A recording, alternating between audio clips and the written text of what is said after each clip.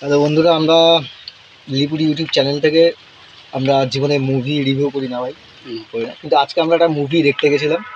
মুভিটার ফার্স্ট পার্টই দেখে আসলাম, second part এখনও আসেনি। জানি না আসবে কি হবে না হবে। সেটা হচ্ছে একটা আশ্চর্য সাসপেন্স দেওয়া একটা মুভি। মুভিটা হচ্ছে যে একটা রাজ্যে একটা কন্যা, সে দর্শন হয়েছে। সেই রাজ্যের রানী, তাকে, সেও একজন মহিলা, তাকে সবাই মিলে জানানো হয়, তার কাছে বিচার চাওয়া হয়। তো রানী প্রথমে চুপ ছিল। সাসপেন্সটা করে রানী প্রথমে চুপ ছিল, কিছু বলেনি।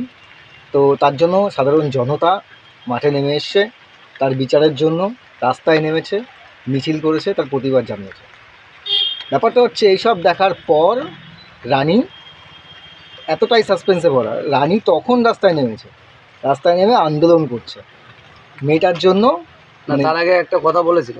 হ্যাঁ বলছি, তার আগে কথা বলেছিল, তারপরে নেমেছিল। আচ্ছা ওটা একটু কি বলছিল? ওই যে 10 লাখ না 10 লাখ টাকা, মানে লেবু কচলাতে গেলে বুঝতে পেরেছেন 10 লাখ টাকা আছে, ওই লেবু বেশি কচলানো ভালো না, তারপরে নেমেছিল। একটা ছোট জিনিস কেন একটা তুলে ধরতে আপনার জন্য ছোট জিনিস হতে পারে, ওটা আমাদের দিদি হতে পারে, আমাদের জন্য অনেক বড়। আচ্ছা আমরা বইয়ের মধ্যে ঢুকি। যাই হোক, বইয়ের কি হলো, রাস্তায় রানী পথে নামলো।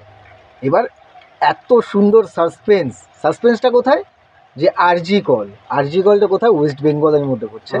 আর সেটা হচ্ছে রানীকে চালাইকে, সেই রানী।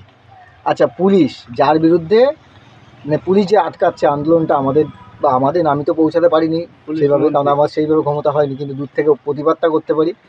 যারা দাদা দিদি মা বোনেরা যারা যাচ্ছে রাস্তায় আন্দোলন করছে, তাদের পুলিশ আটকাচ্ছে। পুলিশটা গায় ওয়েস্ট বেঙ্গলের পুলিশ, সেই রানীর পুলিশ। তাহলে তারপরে কি হচ্ছে, আমরা প্রতিবাদ করছি কাকে? ওই রানীর রাজ্যের রানীকে।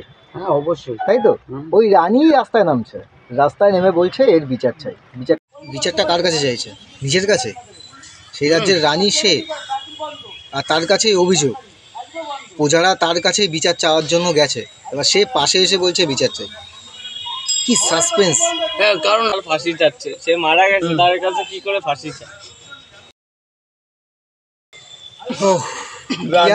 আরে সব থেকে আলাদা ব্যাপারটা হচ্ছে কিয়ামন্ত্রী, আমাদের যে ক্রিকেটের কিয়ামন্ত্রী ধরে নিলাম ওই রাজ্যের, তার নিজের একটা মেয়ে থাকা সত্ত্বেও সে বলছে এটা একটা সাধারণ ঘটনা আর কি। আর লাস্ট একটা কথা বলবো, যে সাউন্ড ভিএফএক্সের সম্বন্ধে তো কিছু বলতে হবে না। সাউন্ডটা অসাধারণ ছিল। শঙ্কর একটু অ্যাক্টিংয়ের দিকে ভুলভাল হয়ে গেছে। ওই সাউন্ড এরম না, ফুলায় বস্তির ছেলে পচা দেখিয়ে দিয়েছে ওইভাবে। একটুখানি ওকে একটু নিয়ে নিও, ও আশা করি ভালো শঙ্খ বাজায়, ওইটা একটুখানি ঠিক করে নিও। কি এটা কি চোষা হয়, শঙ্খ বাজানোটা আলাদা, ওটা ফু দিতে হয়। আর ওই কুমিরের কান্না, মানে এডিটিংয়ের জন্য ঠিক ছিল, কিন্তু চোখ থেকে এআই এর মতো হচ্ছে ইউজ করা হয়েছে। ওটা ডাইরেক্ট কানলে কিন্তু ভালো ছিল, পেঁয়াজ কাটলেও এর থেকে চোখ দিয়ে জল বেশি বেরোয়। যাই হোক, এই হচ্ছে কথা। তা 10 লাখ টাকা একটা রেট করে দিয়েছে। আমি বলছি, আমরা হচ্ছে সাধারণ মানুষ, আমরা ঘুষ খাওয়ার মধ্যে নেই, আমরা দিতে সারা জীবন যেখানে যা কাজ করি ঘুষ দিতে দিতেই চলে। এটাকে এখানে দাও, এখানে দাও, তারপর কাজ হয়। তো 10 লাখ টাকা আমাদের দিতে হবে না। বঙ্গাই এমনি বলছে ও দিয়ে দেবে। তার থেকে বড় কথা হচ্ছে আমাদের ক্ষমতা তো একার জনের ক্ষমতা নেই যে 10 লাখ টাকা দিতে পারবো। আমরা একটা কাজ করতে পারি, যারা আন্দোলন করছে বা আমরা করছি, সবার কাছে যাব, একটা সবাই আন্দোলন করুক, অনুরোধ করতে পারি সবার কাছে। 1 টাকা 2 টাকা করে যা জোগাড় করবো, আপনার 10 লাখ টাকার বেশি হয়ে যাবে। আর সেই টাকাটা আপনাকে দেবো, আর আপনি সঠিকটা বিচার করুন। 10 লাখ টাকা আপনি নিয়ে আপনি বিচার করুন, করুন, সঠিক বিচারটা চাই।